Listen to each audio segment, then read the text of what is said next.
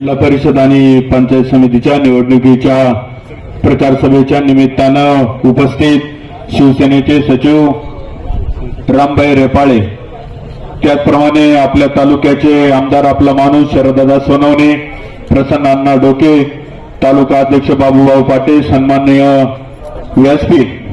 खरं तर सर्वांची नावं घेता येतील, परंतु सभेला उशीर झालेला आहे। या आपल्या बोरी खोडद गटाच्या जिल्हा परिषद आणि पंचायत समितीच्या निवडणुकीच्या निमित्तानं आपण सर्वजण या ठिकाणी उपस्थित झालात। खरं तर एक योगायोग आहे।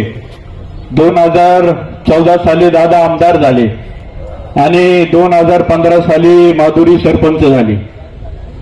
दादा 2025 ला पुन्हा आमदार झाले आणि दादाने 2026 ला माधुरीला पंचायत समिती घेण्यासाठी उमेदवारी दिली।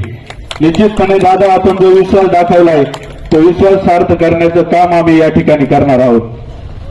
शरददादा आमदार असताना आमच्या वडगाव कांदेमध्ये निलक लांडगे माळ्याचा रस्ता असेल साधारण 3 किलोमीटरचा। दादांना त्या ठिकाणी निधी टाकता आला नाही, परंतु दादांनी स्वखर्चाने 3 किलोमीटरचा रस्ता, संपूर्ण 3 किलोमीटरचा रस्ता दादांनी स्वनिधीने त्या ठिकाणी पूर्ण केला।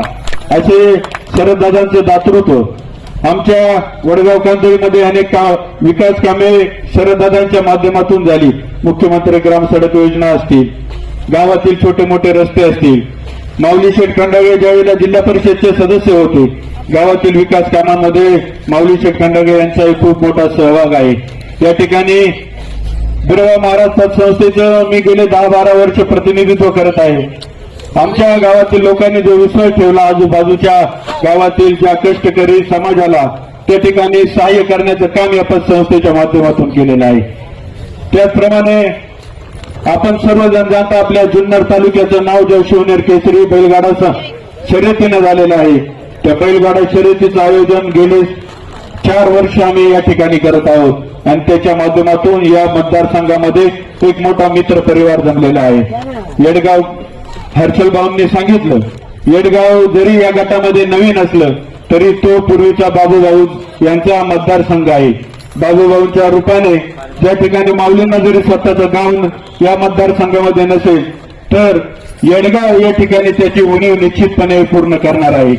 या बोरी गणातील राजूभाऊ गाडगे असतील की जे चाकण या ठिकाणी उद्योजक आहेत, जरी ते चाकण नगरीमध्ये आपला व्यवसाय नोकरी व्यवसायाच्या निमित्त स्थायिक जरी झालेले असले तरी या आपल्या मातृभूमीचं काही देणं लागतो, अशा या भावनेनं त्यांनी या ठिकाणच्या अनेक तरुणांना मदत केलेली आहे।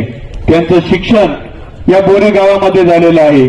निश्चितपणे त्यांचे जाधववाडीमध्ये बालपण गेलेलं आहे। ते निमगाव सावेचे जरी असले तरी बोरी असेल, जाधववाडी असेल, निमगाव असेल, हे सर्व गावं, औरंगपूर, कावळ पिंपरी असेल, पारगाव असेल, हे सर्व गावकरी त्यांच्या अतिशय जवळचे आहेत।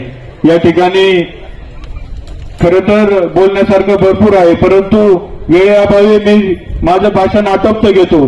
परंतु या ठिकाणी मी तुम्हाला निश्चितपणे सांगतो की या बोरी खोडद गटामध्ये सर्वात जास्त मताधिक्याने तिन्ही उमेदवार निवडून येतील अशा प्रकारची परिस्थिती या ठिकाणी आहे।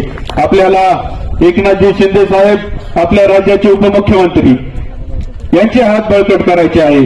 या ठिकाणी रामभाई आपल्या भाषणामध्ये सांगतील की आपल्याला जर या गटाचा विकास करायचा असेल तर आपल्याला या ठिकाणी आपल्या तालुक्याचे आमदार शरददादा यांचे हात बळकट करायचे असेल तर या तालुक्यातील सर्वच्या सर्व 8ही जिल्हा परिषद आणि 16 पंचायत समिती सदस्य या सर्वांना भरघोस मताने निवडून द्यायचे। येणाऱ्या 7 तारखेला आपण धनुष्यबाणाच्या चिन्हासमोरील बटन दाबून या सर्व उमेदवारांना विजयी कराल अशा प्रकारची अपेक्षा व्यक्त करतो आणि थांबतो। धन्यवाद। जय हिंद, जय महाराष्ट्र।